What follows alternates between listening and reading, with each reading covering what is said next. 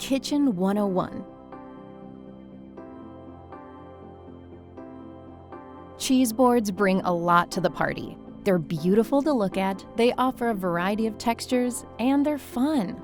Here's a few tips to build one of your own. First, pick 3 to 4 different styles of cheeses. Plan about 1 ounce of each cheese per person. Start with a soft cheese, like Murray's Mini Brie Round. Add a firm cheese such as Manchego or Parmigiano Reggiano. Then pick an aged cheese. Murray's Cave Aged Gruyere or aged cheddar are great options. If you really want to explore flavors, add a 4th cheese. Go for something bold and aromatic like Stilton or Gorgonzola. But if strong cheese isn't your taste, add a fresh goat cheese instead. Now, let's talk about serving cheese. To bring out the best flavor, remove the cheese from the fridge at least 1 hour before serving. And for visual interest, present the cheese in a variety of forms.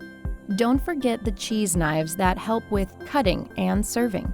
For example, serve the whole round of brie, but to make it really easy to slice, use a narrow spade knife. Use a pointy-tipped cheese knife, known as a spike, to break Parmigiano into bite-sized chunks.